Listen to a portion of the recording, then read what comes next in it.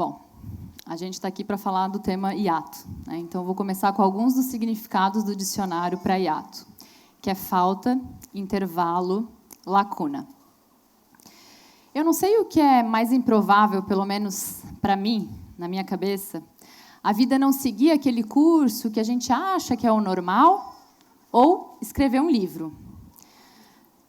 Nenhuma das duas coisas passava pela minha cabeça, em nenhum momento. Afinal, engravidar, a princípio, né, o curso natural da vida, se a gente quer, é fácil, assim, era o que eu pensava. Não tem aquela frase que na vida a gente precisa plantar uma árvore, ter um filho, escrever um livro? Pois é. No meu caso, escrever um livro foi mais fácil. Bom, quando a gente fala de histórias de infertilidade, a gente sempre fala de muitos tabus envolvidos. E foi nesse momento de tabus e encarando um diagnóstico que a gente não esperava, 2 abortos e um diagnóstico nada animador para a infertilidade. Algo impensável. Mas como que a gente preenche um vazio desse tipo, uma lacuna desse tipo? Eu tentei, de várias maneiras. Eu mergulhei no trabalho, eu buscava novos desafios, como a corrida, viajava. Eu também tentei ter novos sonhos. E eu também comecei a escrever. Eu sempre gostei de diário, então eu comecei a desabafar para o papel aquilo que às vezes era muito difícil conversar com as outras pessoas. E assim, naquele momento, sem planejar, sem pretensão nenhuma, eu não sabia, mas o livro estava nascendo ali. O trabalho, para mim, ele sempre foi muito importante. Eu sempre gostei muito, eu tenho certeza que ele me ajudou em todo esse processo para tirar o foco único e exclusivo da maternidade. O trabalho ele me levava a ter novos desafios. O trabalho fazia com que aquele ato da maternidade não doesse tanto. Mas talvez justamente esse ato fez com que eu começasse a pensar muito na vida, ainda mais. E eu comecei a questionar se fazia sentido eu continuar fazendo aquilo, se fazia sentido eu continuar naquele trabalho, se não era hora de buscar novos desafios. Então, em 2019, depois de 6 anos tentando engravidar, com 2 abortos, 3 processos de fertilização in vitro, 3 embriões transferidos sem sucesso, sem contar procedimentos, medicações, eu tomei a difícil decisão de largar uma carreira de mais de 12 anos numa das maiores indústrias têxteis e eu pedi demissão. A razão talvez fosse que aquele trabalho não estava mais preenchendo aquele vazio que eu sentia. Então, em março de 2019, naquele mesmo ano, eu decidi que aí eu ia fazer um hiato. A gente ainda tinha um embrião congelado e eu decidi não, que antes da gente fazer essa transferência, eu vou realizar um sonho. E esse sonho era de passar um tempo em Nova York, morando em Nova York, e eu decidi que eu ia aproveitar aquele tempo para escrever o livro. Mas eu ainda não tinha a mínima certeza se de fato eu ia lançar. Mas alguma coisa me dizia para continuar escrevendo. Não sei se eram as pessoas para quem eu contava da ideia, elas se emocionavam muito, mas o meu receio continuava ali. Muito mais até do que o Tiago, meu esposo, que topou a ideia desde a primeira vez que eu falei isso, uns 3 anos atrás. E foi assim.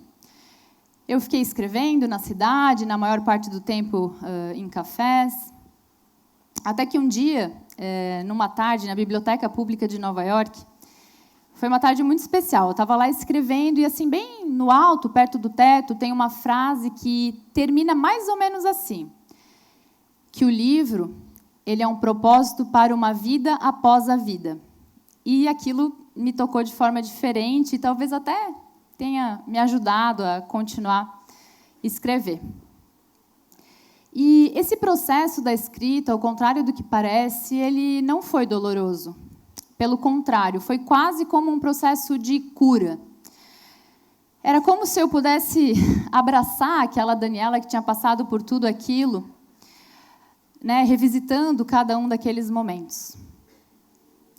E foi assim, eu voltei para o Brasil, o livro praticamente pronto, mas eu ainda não fazia ideia se eu, de fato, ia lançar. Eu tinha muito medo de expor a minha história. Como assim, um livro com a minha história, né? Mas uma coisa eu tinha certeza, que se eu fosse lançar, ele ia ter que ser logo, antes de eu fazer a próxima tentativa de transferência de embrião. Antes de saber se eu seria mãe, antes de saber se ia dar certo. Isso me dava mais medo, né? Porque a gente falar de uma coisa que ainda não deu certo e que dói tanto, mas se eu não fizesse daquele jeito, eu não ia estar sendo verdadeira comigo. E se o propósito do livro era ajudar, quando você fala sobre algo que ainda não deu certo, o poder de empatia com as outras pessoas que estão passando pelo mesmo processo é muito maior. Então, foi assim, naquele mesmo ano, em 2019, aquelas anotações em forma de diário, todos os meus dilemas, todas as minhas angústias viraram um livro, que se chama Enquanto Você Não Vem. E aquele vazio literal que tinha dentro de mim, que eu escrevo tantas vezes no livro, ele deu lugar a um sentimento muito bom de superação, de alívio. Às vezes eu acho que talvez era um pedido que eu fiz um tempo atrás, na minha primeira gestação, antes de saber de qualquer problema de infertilidade, eu estava no Rio de Janeiro, uma viagem a trabalho. Eu estava sozinha num quarto de hotel quando eu comecei a ter um sangramento. E o sangramento ele foi aumentando, eu comecei a ficar nervosa, comecei a chorar. Até que um momento eu parei, respirei fundo, fechei os olhos e disse que se fosse para acontecer o que eu estava prevendo, estava tudo bem, né? Eu aceitava, afinal não teria outra forma, mas que eu pedia força, só força para poder passar por aquilo.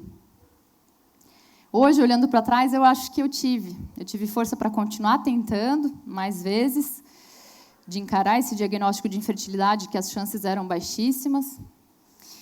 E eu tive força para escrever o livro, mesmo sem ter certeza do que ia acontecer, qual seria o final da história. Tem um outro momento muito curioso, que eu já estava no Brasil, o livro ele já estava escrito. Eu estava em casa e daqui a pouco eu pensei assim, nossa, eu preciso escrever um último capítulo do livro. Um capítulo que leve o mesmo título do livro, que é Enquanto Você Não Vem. E eu escrevi esse capítulo aos prantos, eu chorava muito. Eu lembro que o Tiago entrou no quarto, meu Deus, o que aconteceu? Eu, não, está tudo bem. E não foi, de novo, não era um choro de dor, era um choro de alívio, um choro de alguém que talvez estivesse aceitando qual fosse o final daquela história. É um dos capítulos que eu mais gosto. E ele começa assim: você já tem um novo nome. A gente ainda te espera. E essa espera, ela acabou. No dia 16 de junho, a emoção não estava planejada. No dia 16 de junho de 2021. O novo nome era Augusta. E hoje ela engatinha pela casa no formato da minha filha. Aquela que eu acredito que tinha que ser. E eu tenho o privilégio, a alegria de contar para as leitoras que chegam até a mim e falar que sim, a Augusta é aquele último embrião e único que a gente tinha, porque a gente já conversava que seria a nossa última tentativa. E é ela é sim aquele último e único embrião que eu falo nesse último capítulo do livro. E é um privilégio muito grande poder receber mensagens de leitoras do Brasil inteiro, praticamente toda semana, alguma leitora me procurando, e saber que o livro, ele, naquela forma singela dele, ele serve de inspiração, de força para essas mulheres. E agora, a Guta, ela serve de esperança. Bom, a minha história, ela não é importante além de mim, da minha família, e, com toda certeza, ela não é a mais difícil relacionada à infertilidade. Mas é através dela que eu tenho a empatia com essas pessoas, é através dela que eu pude escrever o livro, e é através dela que eu vi como esse assunto é tido como tabu. Como é necessário que a gente fale de forma mais aberta e mais livremente sobre o assunto.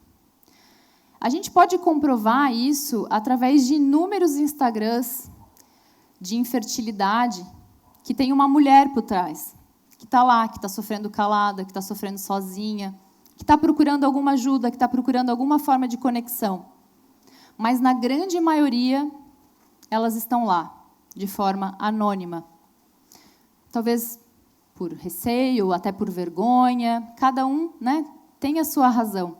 Mas será que se a gente falasse mais e de forma mais leve, será que a gente não teria, né, mais mulheres podendo receber até ajuda de outras pessoas?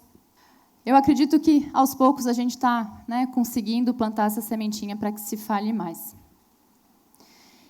E falando em sociedade, se você conhece uma pessoa que passa por isso, com esse desafio, apenas esteja lá para escutar, dê seu ouvido, esteja disponível para escutar essa pessoa. E, por favor, nunca diga para ela ficar calma. Essa frase, a gente, sem querer, é claro que a gente quer ajudar, mas sem querer a gente está jogando a culpa de não dar certo na mulher. Então eu preciso ficar calma, senão eu não vou engravidar. Eu não estou engravidando porque eu não estou calma o suficiente. Então só escute. Para as tentantes, que é assim como a gente chama, as mulheres que estão tentando engravidar, eu queria falar algo que eu trago no livro e que me ajudou muito durante todo o processo, que era saber a minha insignificância no meio dessa história toda. Saber que a maternidade é algo muito maior e que não dependia de mim. Que o que dependia de mim eu estava fazendo dentro da minha realidade, dentro da minha possibilidade, dentro da minha força de vontade. E isso me trazia uma paz enorme. Então não se culpe, não se cobre, não se julgue, apenas siga fazendo aquilo que você acha que você tem que fazer, o que está ao seu alcance, o que você tem força e vontade de fazer. Para os casais, né, pouco se fala às vezes de casais, né, a infertilidade ela não é só feminina, né, pelo contrário. Conversem muito, muito, muito, muito, muito. Eu sempre digo que a infertilidade não é de uma pessoa, ela é do casal. E somente juntos vocês vão conseguir ou resolver, ou se não resolver como se espera, passar da melhor forma sobre isso. Porque é isso, a infertilidade é algo, hoje em dia, mais comum do que a gente imagina. E também queria falar de algo que às vezes é um pouco delicado, sobre a coragem que envolve todo o processo. Então, se você, né, tentante, ainda tem vontade, ainda tem energia, ainda está fazendo sentido continuar essa tentativa, continue. Tenha coragem para continuar, porque não é fácil a gente fazer tudo sem nenhuma chance de que aquilo vai dar certo. Mas se você também, em algum momento, sentir que não está mais fazendo sentido, que não está mais legal, que talvez seja a hora de parar, eu já estava sentindo isso, saiba que parar de tentar não é um ato de fraqueza, e pode ser, sim, um ato de extrema coragem também, um ato de aceitação. Porque, como diz uma frase que eu ouvi uma vez e carrego ela comigo, e eu trouxe ela para o livro, é preciso, e eu complemento, muita coragem para ser feliz. Sejamos felizes. Muito obrigada. E agora eu queria apresentar para vocês a Augusta. Ai, meu amor. É o nosso raio de esperança, né? Obrigada.